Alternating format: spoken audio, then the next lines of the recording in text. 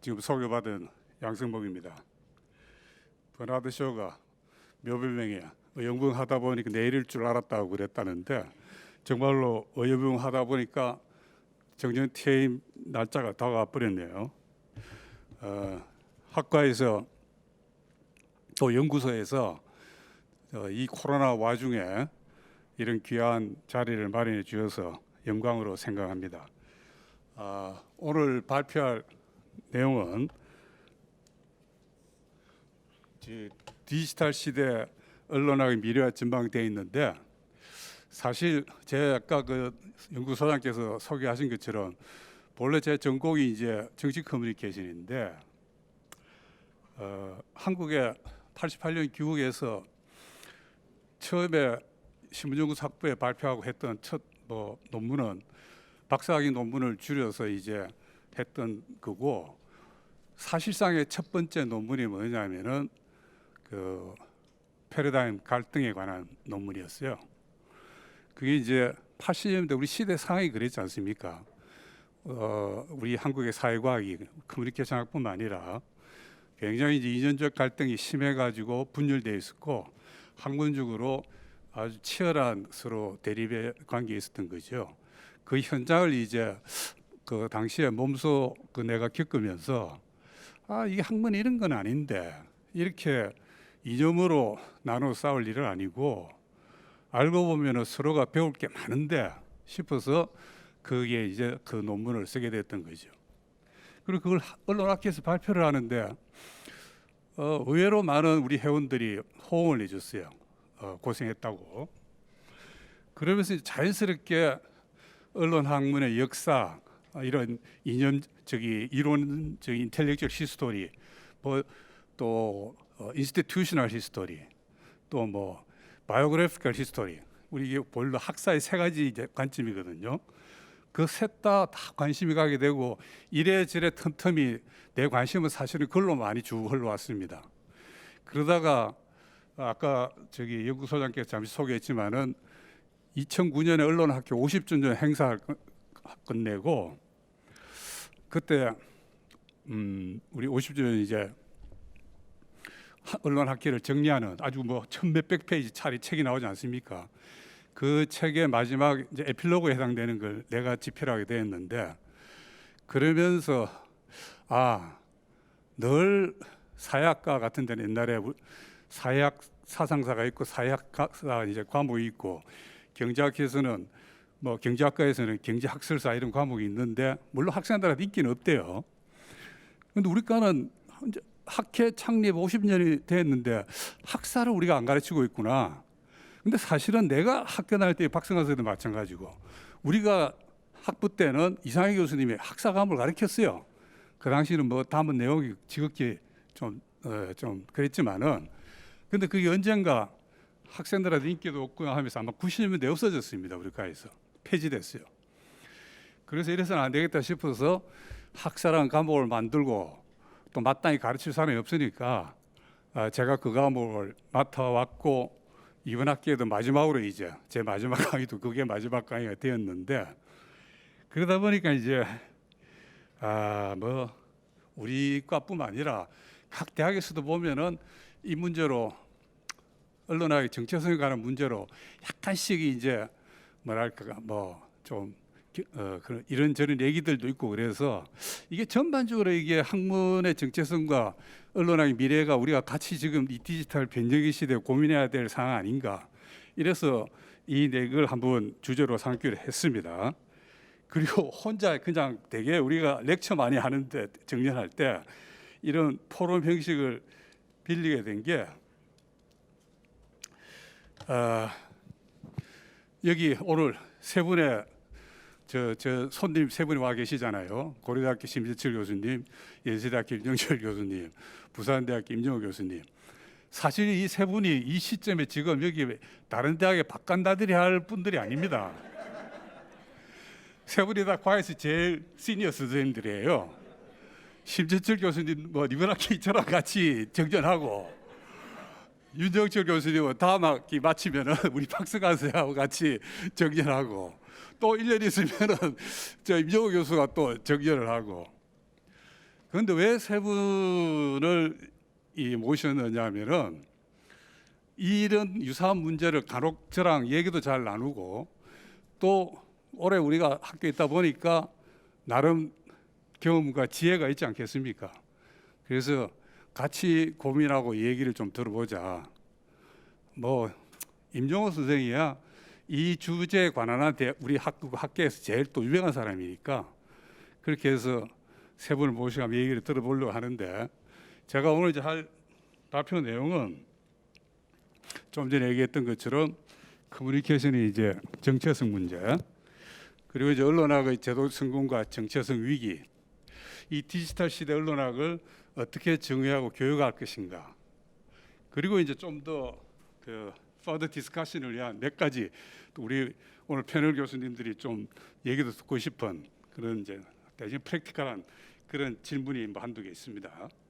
사실 이거는 전혀 새로운 게 아니고 여기 심재철 교수님이 한국언론학회 회장을 하던 2015년 평창에서 그때 우리 신 교수님이 한국언론학회 리더십 컨퍼런스를 오가나이즈 했잖아요.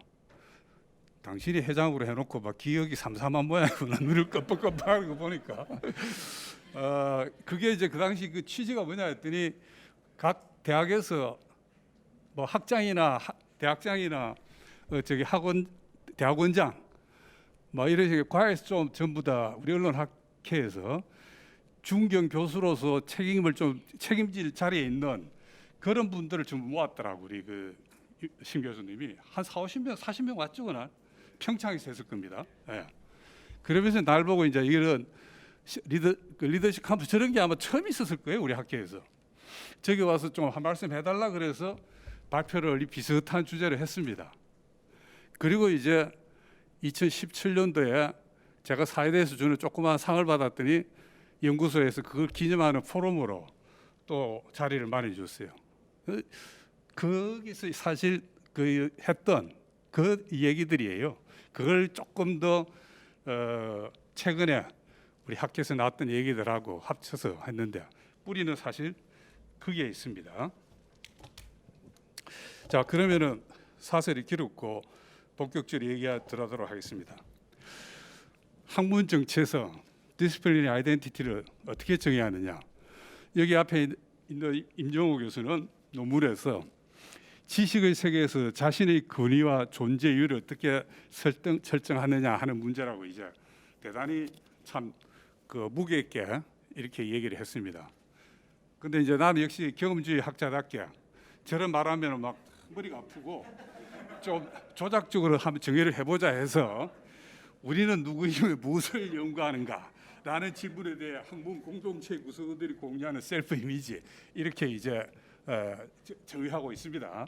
아무튼 뭐 대충 여러분이 학문 정체성 그러면 무슨 얘기인지 대충 이해하실 거라고 봅니다.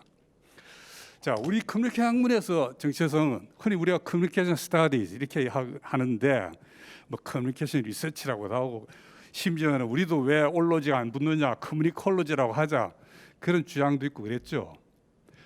커뮤니케이션 학문에 할 때 좀 거칠게 표현하자면은 커뮤니케이션의 페이스 투 페이스 커뮤니케이션 중심과 미디에이티드 커뮤니케이션.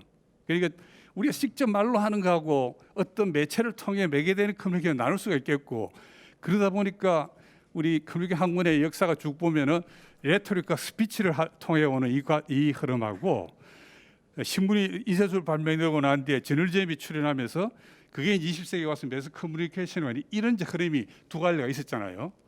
그러다가 20세기 후반쯤 오면서 어떤 사람들은 그냥 미디어 스타디라고 그러고 뭐 커뮤니케이션 스타디라고 하고 이러는데 최근에 뭐 커뮤니케이션 미디어 이게 또 사실 유행어가 되어가는 것 같아요. 우리 학회에서도 보면은 커뮤니케이션 미디어 또는 미디어 커뮤니케이션 이런 식으로 학과 명칭을 바꾼 과들이 여럿이 지금 나왔지 않습니까? 뭐 하여튼 이런 게 우리 분야잖아요. 그런데 이제 한국에서 언론학 정체성이 어떻게 변화했느냐?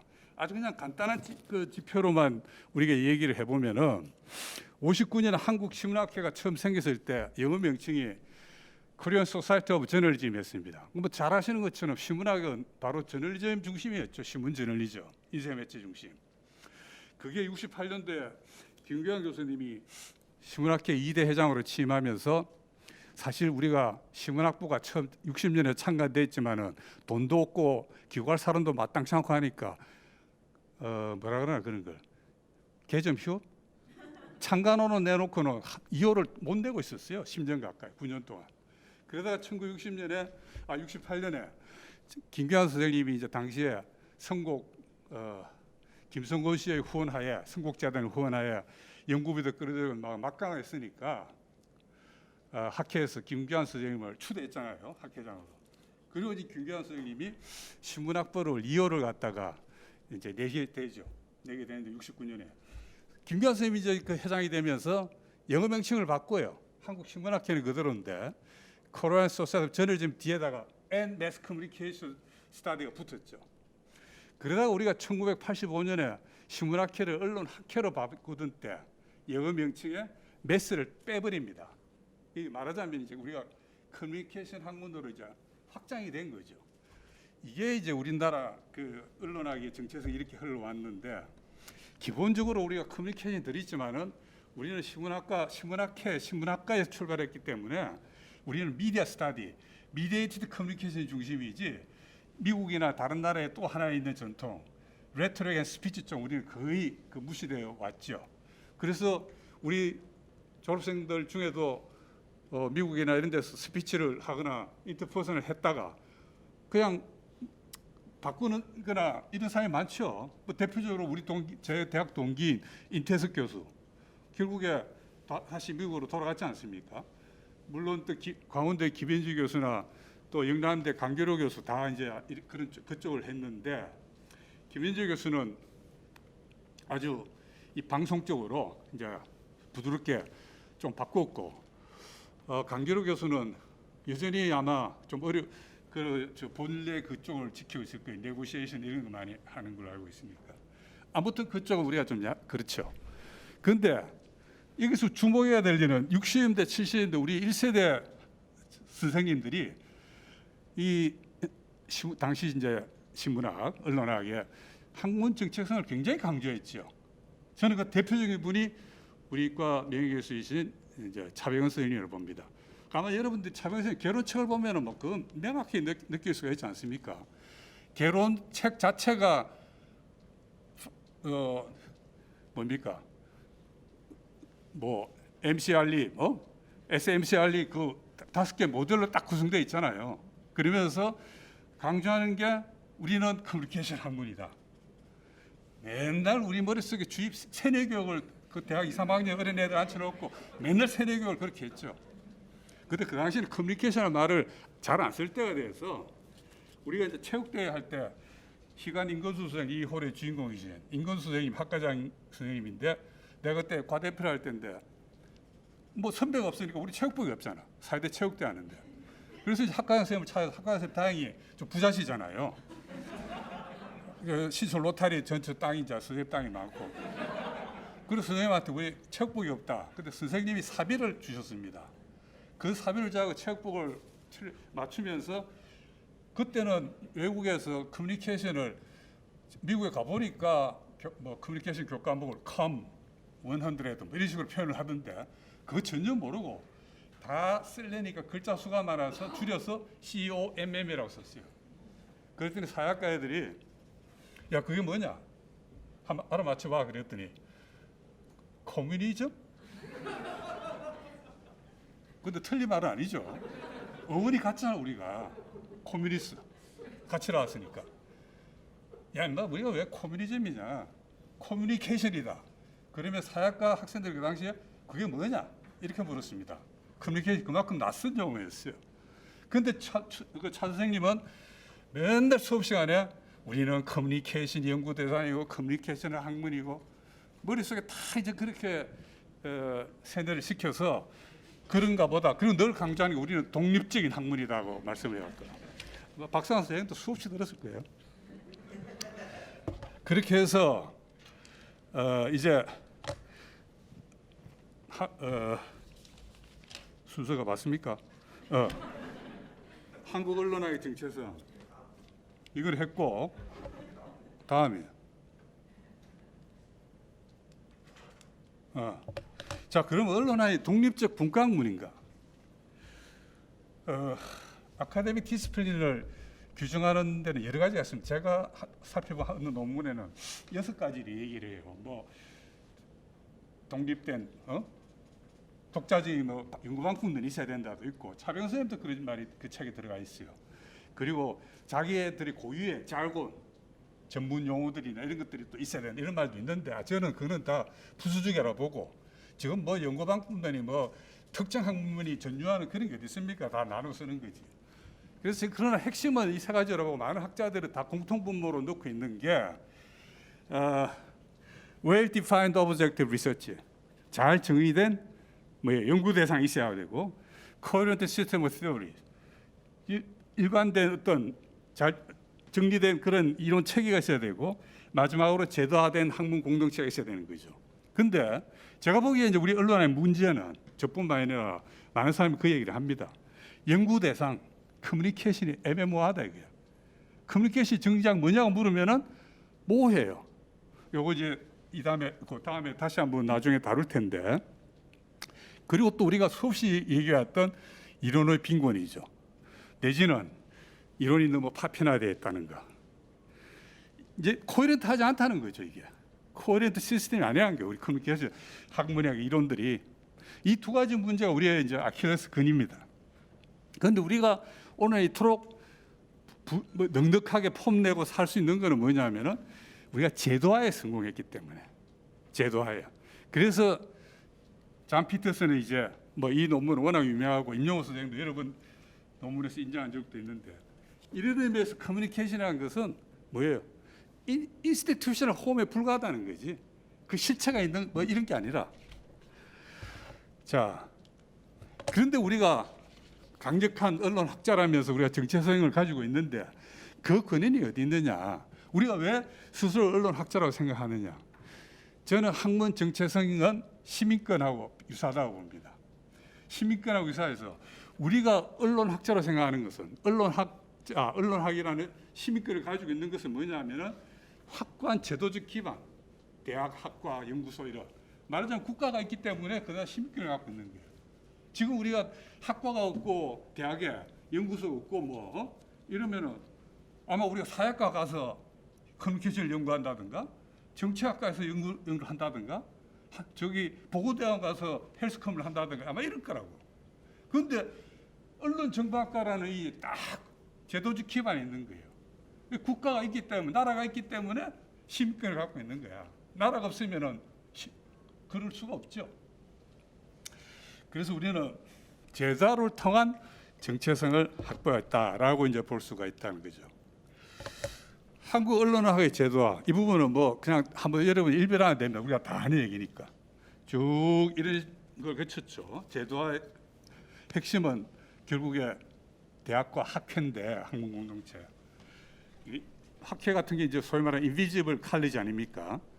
거기서 이제 우리가 이런 과정을 40년대 교과목이 나오고, 처음으로 전공 학과가 홍익 때 지금 없어졌지만 생겼고, 학회가 만들어지고, 학술지가 만들어지고, 대학 연구소가, 이게 다 60년대 초까지 우리가 완성해 놓은 거예요. 그리고 70년대는 서울 시내 10개 대학, 78년도 한국 외국어대가 이제 생긴 게 10번째입니다. 그 앞에 9번째가 우리 서울대학이고, 그 앞에 8번째가 연세대학이고, 이 10개 대학이 70년대 중심이었어요. 그러다 80년대 들어가면서 전남대학을 비롯해가지고 지방 거점 국립대학에 부산대, 충남대, 경북대 생겨납니다. 생겨나고, 그게 물론 다른 사립대학들에도 일부 생겨나고, 그러다가 이제 90년대 들어오면서 전국 각지의 대학으로 뭐 1년에 몇 개씩 생겨나는 거예요. 그러니까 그 당시에는 석사만 하고도 교수 다 갔어요. 지금은 박사하고도 교수가 어렵지만은 그때 석사만 하고도 교수가 막 됐다고. 이렇게 제도적 성장을 통해서 학문 정체성을 우리가 수립했는데, 제가 보기에 이제 우리가 의도한 건 아니지만은 성장 전략이 두 개가 있었어요. 영육주의와 순혈주의. 그리고 그런 우리의 제도 성공의 시대적 배경은 민주화와 정부화라는 당시에 그런 이제 큰 우리 한국의 현대사의 물결이 있었다는 거죠. 우선 영역주의, 리덴티즘. 이거는 잔 피터스가 86 논문에 쓴 거고, 임용호 선생님도 소개를 했죠. 다른 임용호 선생님 논문에서도. 이게 말하자면은 영역주의란 이 이데넌티티가 뭐냐면은 다른 나라가 차지하고 있는 땅을 그거 내 거라고 약간 우겨가면서 짓걸로 하는 거예요. 아마 이게 임 선생 이게 아마 이탈리아 통일운동 전에 이탈리아 상황이었죠. 이게 이 용어가 나온 뿌리가 내가 알기로는 그렇게 알고 있는데 아무튼 우리 한국 언론학이 처음에는 신문학으로 신문만 하다가 방송이 60년대 들어서 텔레비전 방송이 이제 하니까 방송 우리 거, 광고 우리 거, 홍보도 우리 거 이렇게 우리가 매스컴 명령으로 확대를 했죠. 그리고 정말 우리로서는 다행스러웠던 게 80년대 좀 보면 이미 80년대 우리의 가장 강력한 라이벌인 사약은 얼마나 우리를 우습게 여겼습니까? 그 사약에 대한 우리 그것 때문에도 우리가 독립적인 학문이야 주장한다고 그랬잖아요. 그 사약이 그대 담론에 몰두해 가지고 국가, 계급, 노동 하느라고 새로 나타나는 현대사의 이런 물결을 그냥 외면한 거야. 대표적으로 정보화입니다. 그리고 문화도 좀 소프트하다 해가지고 문화에 대한 관심도 없었어. 그러니까 이제 80년대 건물에 배우면서 90년대 이렇게 넘어오면서 우리가 잽싸게 정보화를 여러분 시문학회에서 했던 세미나들 보세요. 80년대 정보화가 상당히 있습니다. 정보화에 관한 세미나들이 우리가 그 정보화를 갖다가 낚아챘죠. 그리고 이제 문화도 사실은 뭐 여러분 나보다 이게 저기 문화연구 전공자들이 있는데 그러나 이제 역사를 학사에 하다 보니까 저도 조금 알거든요. 문화연구가 영국에서 주로 시작을 했잖아. 예? 그것도 영문학자들 이런 문학자들 중심으로 리터레이처 중심으로. 그런데 그게 홀 정도 넘어오면 어떻게 돼요? 미디어로 막 이제 넘어오잖아요.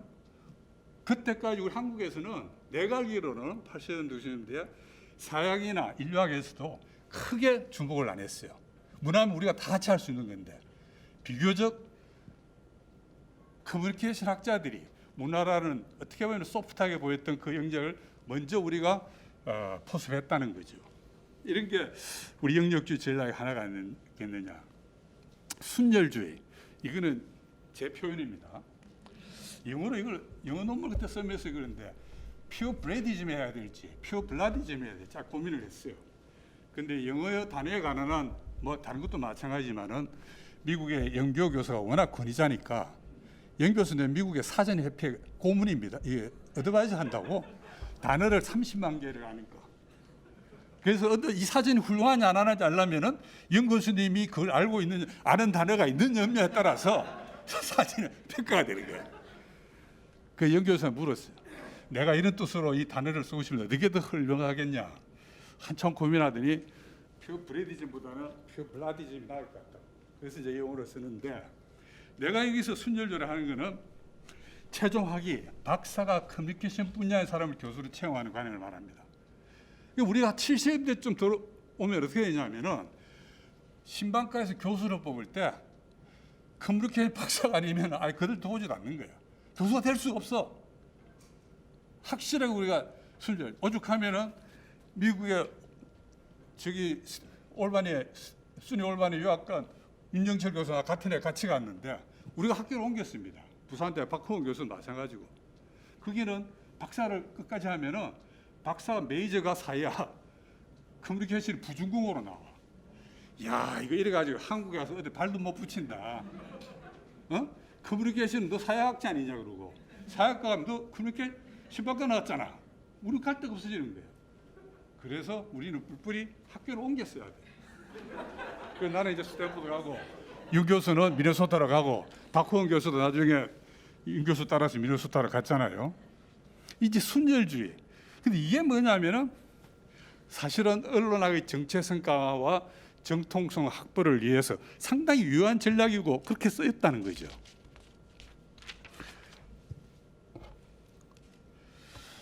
그리고 우리가 이제 성공하게 된 그 배경 이렇게 해서 우리가 제도화를 통해 가지고 90년대에는 최고의 인기학과가 되었습니다.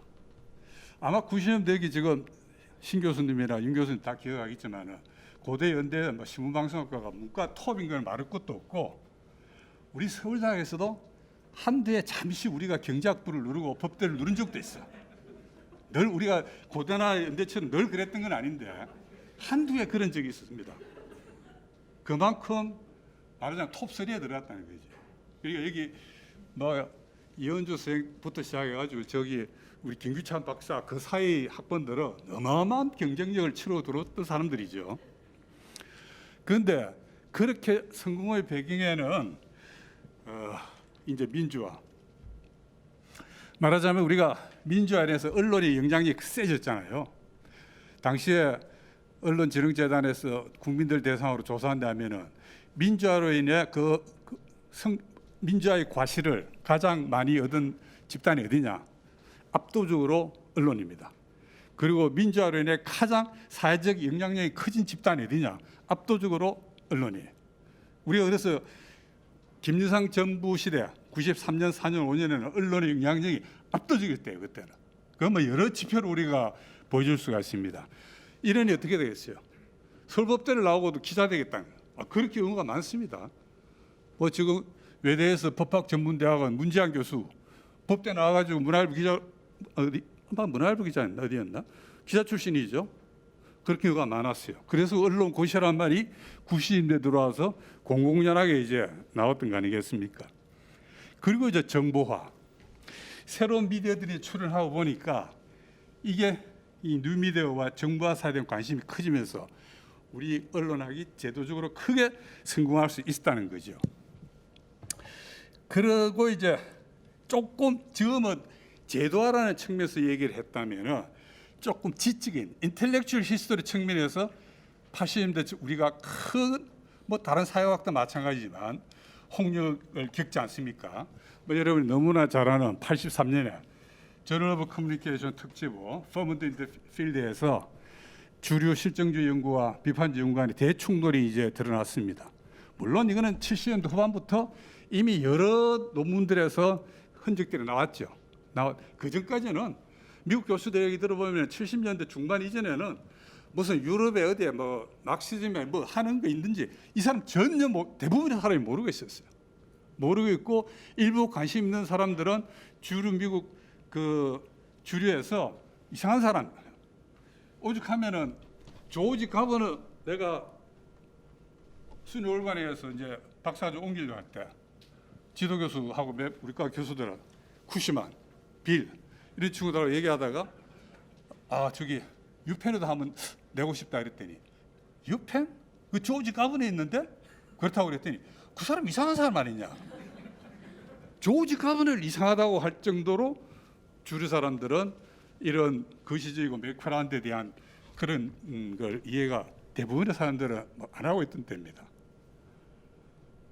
그래서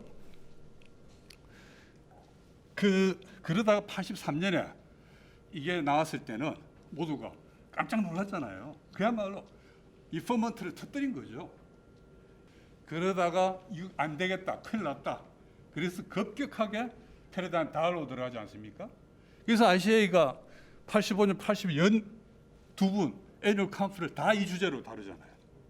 다 주제로 다루고 그 연구 결과들을 묶어서 89년에 Rethinking Communication 두 권의 책으로 나오죠. 그리고 90년대 들어가면서 여기 임영호 선생이나 나나 우리가 우리들 논문에 인정했다.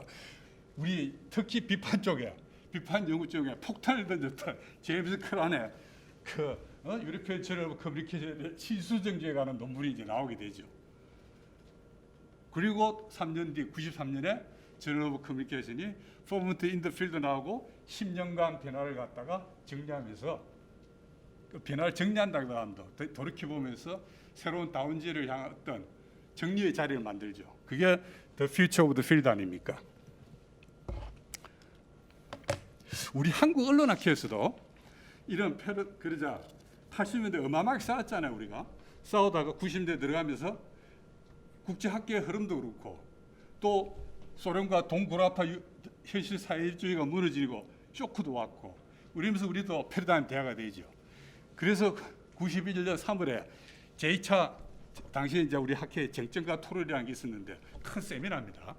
여기서 2차 쟁점과 토론을 한국 언론학의 쟁점과 진로란 주제로 했죠. 9개 분야 주제를 놓고 했습니다. 여기 정치 커뮤니케이션, 나도 이제 정치 커뮤니케이션에 참여를 했고, 이거는 그 다음에 이제 나남에서 책으로 나왔죠. 그리고 워낙 급박하게 나오는 이 91년 3월에 정증과 토론할 때 우리는 제임스 크란의 논문을 못 봤어야지. 지금처럼 인터넷이 있던 당시가 아니고 미국에서 유럽에서 전을 나오면은 뭐 한참 뒤에 날라오는 거예요, 도서관에. 우리가 사실 옛날에 유학과 큰 이유 중 하나가 자료를 액세스하지를 못하니까 그게 또 컸거든. 지금은 전혀 아니지만. 그래서 이제 몰랐을 때요. 그런데 이게 날라온 거야. 제임스 크란의 논문이 우리에게 알려지고 지금 유럽과 이 비판 커뮤니케이션 내부에서 일어났던 이런 게 알려지자 급격히 그 다음에 올해 제8자 정점과 토론을 만들고 언론학 연구의 새로운 좌표 모색. 그래서 4명의 이제 발제자를 발제를 하지 않습니까? 방정배, 양승복, 이호승, 임영호. 3분이 비판 연구자들 아니에요. 그 속에 그 속에 이제 포위돼야 나도 갔는데 임영호 선생이 한국 비판 연구자들의 반성과 관련해 가지고 아주 통렬한 논문을 썼지 않습니까? 나는 이제 이게 다운주를 하면서 이게 어떤 양대 패러다임 간의 수렴적 현상을 갖다가 전망을 했고 나중에 보니까 내 전망이 상당히 너무 낙관적이었어. 그렇게 내가만큼 그렇게 수렴은 잘 안 된 것 같은데 그 당시에는 이제 그런 기대를 했던 거죠. 이게 우리만 그런 거 아닙니다. 크란의 논문이 발표된 유로피언 저널 오브 커뮤니케이션 바로 90년 거기에 노덴스트랭이 후배 교수들과 같이 쓴 게 있는데 핀란드의 노덴스트랭 한번 보세요. 보시면은 천송이 꽃은 제각기 만개할 권리가 있고 다운주적 조건이 커뮤니케이션 분야에서 널리 퍼져야 한다는 무언의 합의가 있는 것처럼 보인다. 그 앞에 뭐 60년대 어쩌고 저쩌고 우리 한국과 너무 비슷하지 않아요? 한국 아주 비슷합니다. 핀란드 사정이. 여러분이 잘 아시는 것처럼 노덴스트랭은 핀란드를 뿐만 아니라 스칸디네비아를 대표하는 학자죠. 비판 진영에서. IMCR을 유럽에서 처음 만들 때 거기도 창립 멤버로 참가했던 사람이고 그러니까 말하자면은 좁게는 핀란드, 스칸디네비아 그 자기들 또 노르딕 그 커뮤니케이션 협회 이런 게 있다고 또 넓게는 유럽 더 나아가서는 세계 뭐 노르덴스트랭은 82년에 내가 석사 논문을 서울대학 썼는데 그때부터 이제 인용을 하고 추적해 왔던 사람이죠. 아주 뭐 칼 로덴스 세계적인 학자죠. 오늘도 저도 인정을 그 사람 걸 많이 하는데 왜냐하면 핀란드 사정이 우리랑 비슷하고 우리가 같은 고민을 많이 고민이 있는 것 같아요. 그래서 90년대 이제 다운제가 왔는데 당시의 시대적 배경은 대충 이제 이렇습니다. 동구 사회주권의 몰락으로 전후 냉전 체제가 붕괴했고 정보통신기술 발달로 하고 인터넷 시대가 열렸고 세계화가 급속히 진행되고 포스트 모더니즘 열풍이 일어나서 상대주의 진리관이 확산돼요. 나는 이 포스트 모더니즘 열풍이 대단히 중요하다고 봐요. 80년대 우리는 네가 옳고 내가 옳고 너는 틀리다.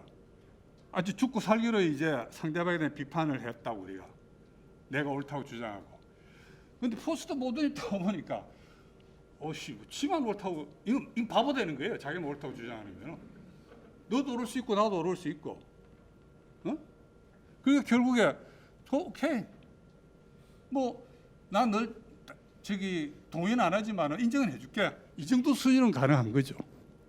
우리가 90년대 급속도로 이런 다운주의 그걸로 나가게 됩니다. 물론 한국도 한국 나름으로 비슷한 이런 상황들이 있었죠. 그런데 이 다운주의라는 게 다운주의라는 게 이게 딜레마가 있다는 거죠. 만약에 학문적 이 다운주의가 분파주의가 된다면, 섹트리언이즘이 된다면, 그 다음에 소통이 없는 다운주의는 파편화에 불과한 거 아니냐. 93년에 나왔던 이 Future of the Field, 이 부제가 서브타이틀이 뭔지 아시죠? Between Fragmentation and Cohesion. 이 93년도 The Future of the Field를 내놓을 때도 이 편집자들이 해서 당시의 분위기가 코이전이 아니라 프래그멘테이션이 늘 걸려 있는 거예요. 그래서 그 93년에 그것도 Future of the Field에 있는 데비드 이 스완슨의 논문의 한 구절을 딴다면은 학제적인 하위 분야들의 분석은 이미 학문 전체성에 문제가 많은 커뮤니케이션 연구를 바깥으로 끌어당기는 운심력으로 작용하고 있다. 이 정체성이 점점 위협받을 수 있는 그걸 얘기하는 거죠. 이럴 때 2005년대에 이 문제를 본격적으로 다루게 됩니다. ICA 회장 볼프강 돈스박, 그 당시로는 뭐 처음인지 두 번째인지 모르지만은 독일 학자죠.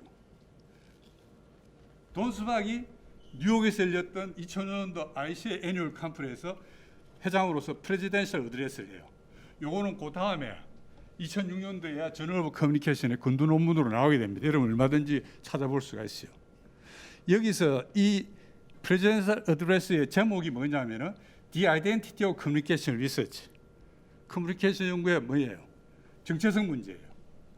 여기서 돈스박은 이렇게 얘기합니다. 커뮤니케이션이 지난 30년 동안에 가장 거의 뭐 트러블이 오락한 일필에서 모든 학문들이 가장 뭐랄까 성장을 한 성공한 학문이다. 우리가 알다시피 그러면서 그런데 communication still lacks and even loses identity. 커뮤니케이션 여전히 정체성이 부족하고 심지어 잃어버리고 있다. 그래서 아이덴티티 크라이시스에 우리가 지금 가고 있다. 정체성 위기다. 이렇게 얘기했습니다. 그 원인으로 돈스박은 세 가지를 꼽았죠. 하나가 no clear object. 우리가 분명한 제가 앞에서 얘기했던 연구 대상의 애매모호한 모호성이에요. 그다음 두 번째가 no coherent system of theory. 그리고 세 번째가 divided into different camps in epistemological sense. 말하자면 실정주의와 반실정주의 이런 식으로 우리가 분열되어 있다는 거. 이걸 이제 이유로 들었습니다. 자, 그러면은 하나하나 조금 더 살펴보면은 연구 대상으로서 커뮤니케이션 이게 모호하다는 문제. 돈스박은 연설에서 이렇게 얘기했습니다. 커뮤니케이션 대상으로서의 커뮤니케이션은 too broad, 너무 광범위하다. Almost everything in life involves communication을 얘기했어요. 잔 피터슨은 80년도 논문에서 이걸 다른 식으로 표현했습니다. 잔 피터슨도 뭐냐면은 커뮤니케이션한 것은 그거는 너무 불명해서 디파인하기 어렵다고 보고 커뮤니케이션을 디파인할 수 있는 유일한 방법은 functionally 기능적으로밖에 할 수가 없다는 거예요. 이렇게 보면은 커뮤니케이션한 단어는 incoherent collection of ideas, institutions, technologies, interests 이걸 다 커버하는. 그러니까 어떻게 보면 실체가 없는 거죠. 자, 그러니까 커뮤니케이션은 오늘날 모든 유형의 커뮤니케이션, 모든 종류의 미디어를 다 포함하고 있는데 연구 대상으로서 모든 것을 갖는다는 것은 아무것도 없다는 것과 같다. Everything is nothing이다. 이런 이제 문제, 커뮤니케이션 개념의 문제, 모성. 그리고 이제 파피나이든 이론 체계를 한번 보면은 여러분이 잘 아는 ICA 회장도 했고 커뮤니케이션 시어리 저널의 편집장도 파운딩 에디터였잖아요. 크레이그가 오랫동안 편집자를 했습니다. 99년에 커뮤니케이션 시어리에 발표한 논문에서 커뮤니케이션 이론을 일곱 가지 이론적 전통 theoretical tradition을 얘기하고 2007년 논문에 실용주의 프래그마티즘 미국적인 거죠. 이걸 하나 추가를 하죠.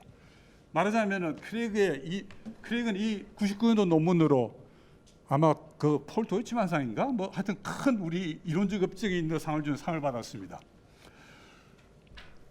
잘 한번 보세요.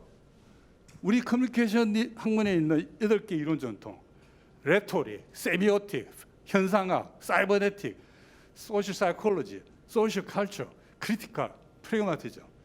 인문 사회과학에 웬만한 지적 전통은 다 들어가 있어요.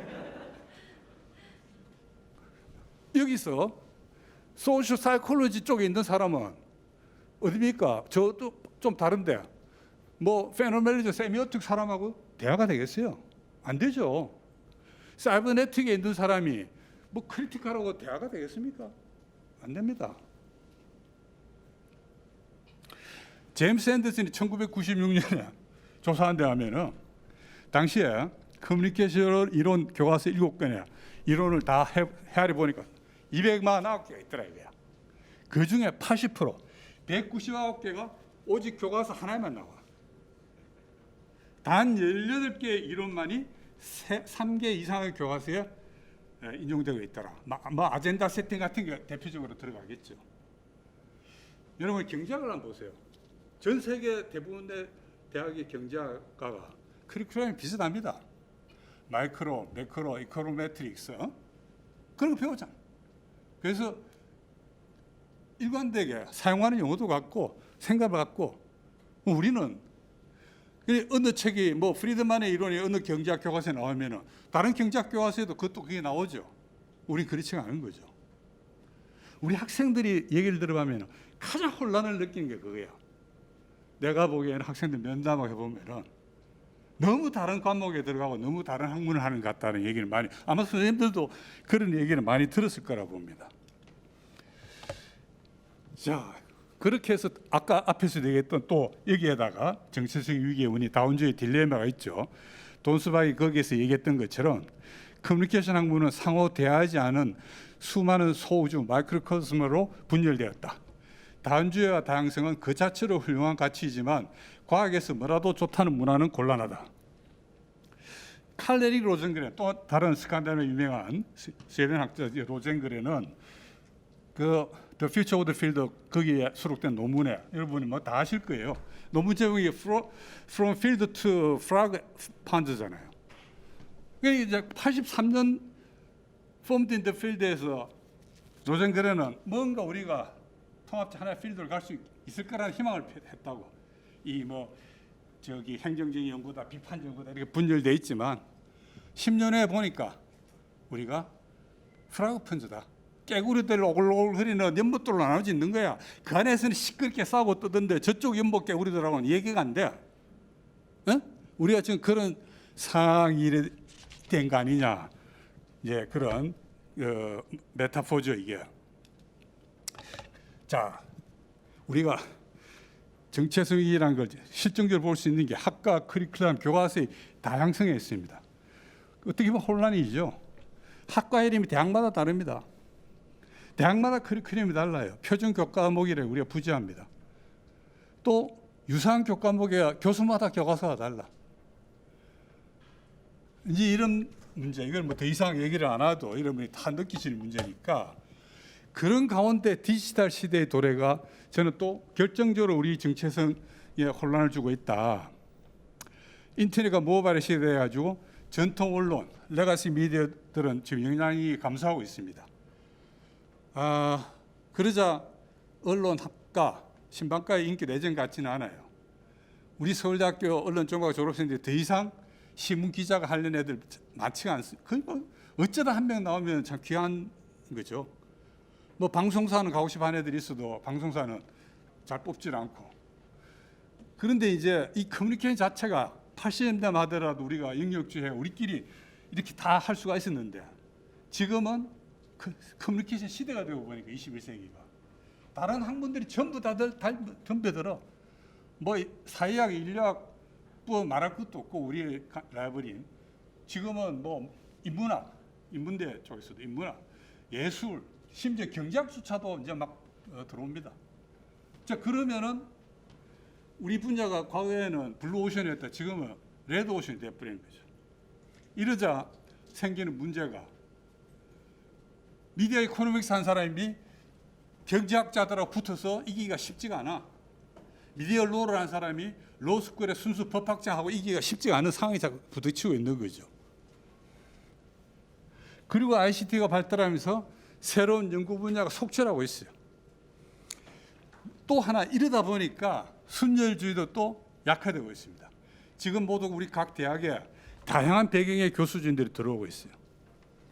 근데 문제는 이런 다양성이 정체성 혼란을 어떤 형태로든 관련이 있고 영향을 주고 있다라고 이제 볼 수 있다는 거죠.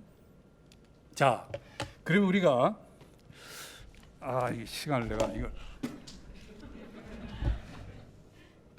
시간을 너무 많이 잡았는데 빨리빨리 하겠습니다. 언론학의 학문 정체성을 그럼 재규정해야 되느냐? 우리 다 아시다시피 전통적으로 독립적 분과학문이라고 인디펜던트 디스플린이라고 하는데 디지털 시대 이제 새로운 정체성, 학제적인 연구 분야, 말하자면 인터디스플리니 필드로 우리가 해야 된다. 이런 얘기가 많죠. 이렇게 주장하는 사람 많습니다. 뭐 한두 사람 아니에요. 커뮤니케이션 학문이 하나의 특정 분과학문의 정체성 내에 갇혀 있어서는 안 된다는 거죠. 그러면서 우리 과의 명예교수이신 강명구 소장은 2019년에 언론학회 학부에다가 그 논문을 써. 나는 그 의미 있게 읽었습니다. 우리 커뮤니케이션 학문은 초분과학문이 돼야 된다. 트랜스디스플린이라는 말을 썼어요.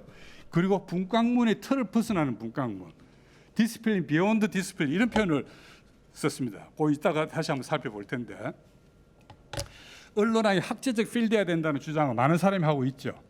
잔 피터슨은 나는 별로 동의하진 않는데 학문 분야를 디스플린 필드하고 토픽 필드로 나누면서 미디어 스타디 같은 경우는 우먼즈 스타디, 레이스 스타디, 스포츠 스타디 이런 것처럼 토픽 필드다 이거지. 그냥 디스플린이 아니다는 거죠. 그거는 나는 뭐 옛날 오피스 메이트였지만 스탠포드에서 선배로 나한테는 선배지만 이 양반은 완전히 커뮤니케이션의 이 아이덴티티를 갖다가 가지고 있지 않고 그걸 뭐랄까 좀 마땅하게 생각 안 하는 분이죠. 커뮤니케이션이 같이 있어서는 안 된다고 보는 거니까.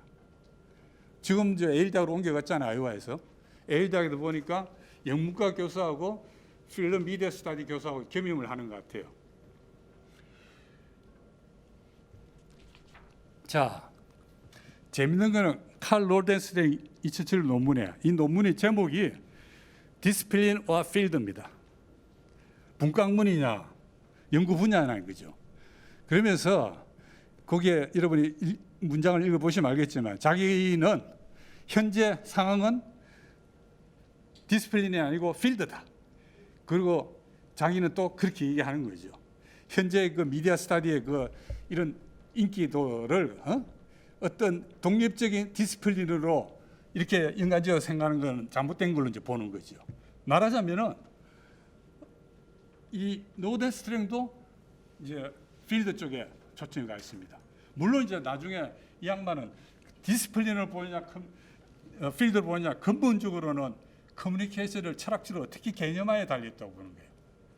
이 커뮤니케이션이 사회의 본질적인 요소, 우리 차 선생님이 차병 선생님 늘 이야기하는 것처럼 본질적인 것이라면은 디스플린이 주장하는 사람 그렇다고 보는데 커뮤니케이션은 사실은 많은 것들에 연결하는 것이고 본질적인 건 아니라고 보는 믿는 거. 심지어는 막시스트 같은 경우는 커뮤니케이션은 뭐예요? 다른 물질적이나 경제적 이런 구조에 발현돼 씌여 있는 뭐 말하자면 상부구조 형태로 바라본다면은 더구나 커뮤니케이션 아무 그게 아니죠. 그러니까 이제 그렇게 본다면은 당연히 필드로 가야 된다. 이제 이런 생각을 갖고 있습니다. 아무튼 상황은 그런 이제 초분과학문 말을 쓰는 강명수 선생님이 말을 한번 들어볼까. 이거는 상당히 우리가 쇼킹하기도 합니다. 특히 가운데 부분. 융합을 강조하다 보면 10년, 20년 뒤 언론학 관련 학과가 사라질 수도 있지 않은가. 필자는 그럴 수 있다고 생각한다. 학과가 학생을 위해 있는 것이지 꾸릴 수는 없으면 자명하다. 나중에 제가 여러분한테 던질 질문은 우리가 없어도 괜찮냐 이거죠.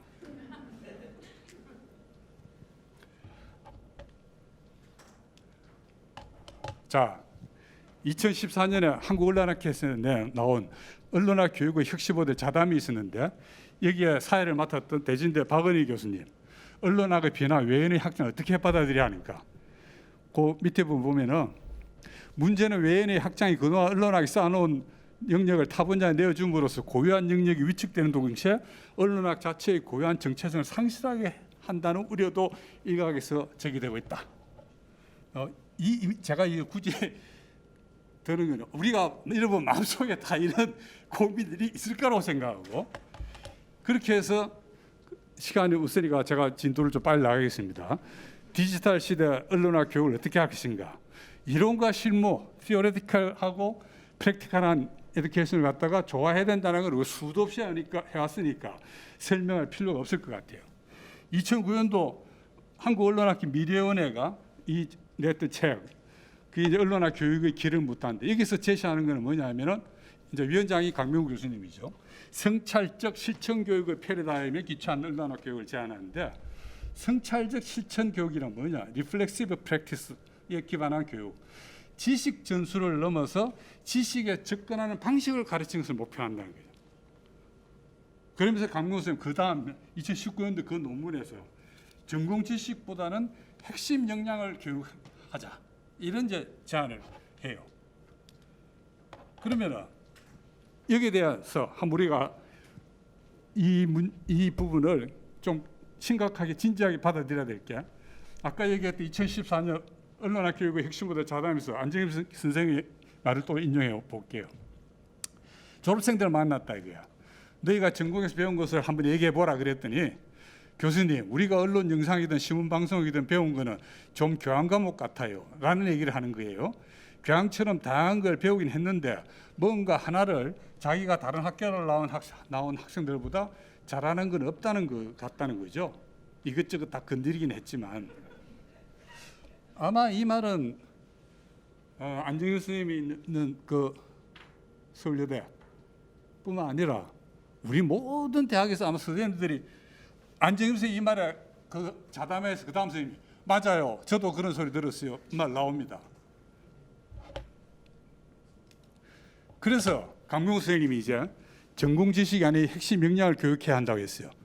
그래서 그 밑에 핵심 교육, 역량 교육은 뭐냐면은 분과학문 전공 지식에 특화되지 않은, 도메인 스페시픽하지 않은 분과 보편적 사고, 도메인 제너럴 띵킹 훈련을 한다고 하면은 비판적 사고력, 창의력, 의사소통 능력, 인간관계 능력, 지도력, 이런 것들을 말하고 이걸 교육하는 게 하지 않느냐, 이런 얘기를 해요. 그러나 이게 현실적으로 또 쉬운 일은 아니에요. 이거 2014년 대담에서 안정일 선생님 말을 자꾸 다 인정을 하는데, 아주 안정일 선생님이 굉장히 현실에 뿌리를 두고 그날 얘기를 많이 하신 것 같아요. 자, 내가 가르칠 수 있는가 하는 문제죠. 지금 우리가 학생들한테 무엇을 가르쳐야 하고 이것이 좋고 저것이 필요하고 이런 얘기 하는데, 과연 내가 가르칠 수 있는가? 새로운 교수를 충원해서 가르쳐야 할까요? 그렇다면 현재 많은 교수들은 무엇을 가르쳐야 하는 걸까요? 이거 현실적인 문제죠. 굉장히 현실적인 문제죠. 우리가 대단히 좋은 그림을 갖고 있어도 우리가 그것을 할 수가 없고, 아마 한 세대, 두 세대, 한 세대 이상이 걸친 시간이 지나면서 우리가 변화시킬 수 있을지도 모르는데, 이런 현실에 또 이런 문제가 있습니다. 그래서 제가 이제 좀 결론을 좀 나아간다면은, 언론학에 들어가야 되는가, 독립적인 디스플린인가, 분과학문인가, 학제적인 필드인가, 여기에서 현실은 뭐 여러분들이 디스플린을 지지하고 뭐 어떻게 하든 간에 현실은 다원주의가 심화되고 미래 현실이 점점 변하는 이 지금 상황에서 점점 학제적 필드 방향으로 가고 있다고 봅니다. 재밌는 것은 제가 커뮤니케이션 학생들 대상으로 이 질문을 해요. 하고 간혹은 이제 기말고사에 한번 네 의견을 써보라고 문제로도 내는데, 지금까지 수능 동안 학생들이 그 답안지를 보고 의견을 들어보면은 복수 전공, 부전공 하는 학생들은 거의 대부분이 필드, 인터디스플리너리 필드를 선호합니다. 근데 이제 우리과 학생들, 언론 정박을 전공한 학생들은 6대4로 인디펜던트 디스플린을 주장해요. 한 30-40%는 그래도 또 인터디스플리너리 필드를 얘기하는 학생들도 또 상당수 많고요. 자, 우리가 언론학이 그럼 학제적 필드이면서 동시에 학문 정체성을 어떻게 유지할 수 있을까요? 이 참 문제잖아요. 이 정말 어려운 질문입니다. 여기서 제가 제시하는 이거 저도 그렇게 생각하고 좀 이따 소개할 로덴스트랜도 그렇게 얘기를 하는 것 같은데, 제가 보기에는 커뮤니케이션 학문의 발전 과정이라 역사적 이해가 중요하다. 그래서 학사 교육이 사실은 중요하다 보는 거죠. 중요하다 보고 노덴스트랭도 이런 얘기를 합니다. 자, 이 학문의 역사에 대한 끊임없는 공부가 필요하다. 암만 학문이 젊다 하더 어리다 신생 학문이라 하더라도 또 하루하루 우리가 참 분주하게 살고 있다 하더라도 뭐예요? 이 학문이 어떻게 발전돼 왔고, 커뮤니케이션 학문이 다른 연구 분야들과 어떻게 연관되어 있는지 이걸 이해하는 것은 대단히 중요하다고 본다는 거죠. 그러면서 마지막에 이런 얘기를 합니다. 모든 석사 과정에는 이 학문 역사, 학문의 역사, 또 학문의 본질, 본성 이런 걸 갖다가 가르치는 어떤 교과목이랄까 모듈이 있어야 되지 않겠느냐 제안을 이렇게 하고 있어요. 저는 이게 상당히 필요하다고 봅니다. 우리가 인터디스플리너리 필드가 될수록 이런 History of Communication Study에 대한 우리 이해를 하는 게 중요하다 보고, 마지막으로 제가 그러면은 좀 몇 가지 질문을 던지면은 ICT 발달하면서 새로운 연구 분야를 속출하고 있고, 오히려 이런 과정에 지금은 융합급 통섭의 시대라고 하는데 잘하면 커뮤니케이션이 이제 종합학문으로 발전할 가능성이 있죠. 아마 강병구 선생님이 얘기했던 초분과 학문이라는 게 이런 좀 생각 아이디어가 아닐까 그런 짐작을 해봅니다. 그런데 융합과 외연 학대가 학문 정체성에는 원심력으로 작용한다는 거죠. 우리 과는 도쿄대학 정보학관하고는 긴밀한 관계를 맺고 있거든요. 거의 30년 동안 우리가 매년 서로 왕래하면서 보고 있지 않습니까? 동경대학 정보학관의 본래 뿌리는 뭡니까? 신문연구소였잖아요. 우리 김규환 교수님, 이상희 교수님 공부하던 시절. 그게 80년대 후반 90년대 들어오면서 어떻게 됐습니까? 사회정보연구소 이름이 바뀌었고, 그게 사회정보연구소 소장하던 주리치 하마다 교수가 영향력이 막강한 교수니까 그걸 어떻게 했어요? 정보학관을 키운 거예요. 주리치 하마다 선생은 동경대 총장이 됐지 않습니까? 동경대 총장을 했죠. 일본 매스컴 학회장하고, 그때가 제가 언론 학회장 할 때인데. 그 이제 총장이 될 사람이니까 신문정보연구소로서는 상상할 수 없는 일이죠. 근데 그분이 언더가 어디냐면은 법대예요. 법학부예요. 그러니까 동경법대를 나온 사람이야. 그리고 이제 신문정보연구소, 사회정보연구소 소장을 하고 그러지만은 학내에 막강한 인력의 영향력이 있는 분이고 총장까지 됐으니까 선거에서. 이 양반이 이제 정보학관이라는 이게 멀티디스플리너리한 프로그램을 만들었지 않습니까? 그거 하면은 옛날에 사회정보연구소 시절에는 교수 수가 11-서너 명밖에 우리처럼 이렇게밖에 안 됐는데 지금은 수십 명이잖아요. 그게 디자인한 사람도 있고 법학한 사람도 있고 경제학한 사람도 있고 엔지니어한 사람도 있고 굉장히 이제 풍성해졌죠. 근데 문제는 뭐냐? 내부가 서로 짝짝짝 속으로 나눠져 가지고 얘기도 잘 안 해. 밥도 안 먹어. 필요가 없어요. 교수가 한 40명 되면은 자기 전공하는 문화 연구하는 사람들 5명 있고 사회심장하는 사람들 몇 명 있고 우리끼리 만나도 되는 거야.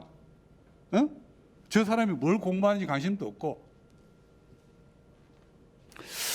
자, 학문 정체성이 약화되면 학부 교육에는 어떻게 작용할까? 제가 참 알기가 어려운 문제입니다.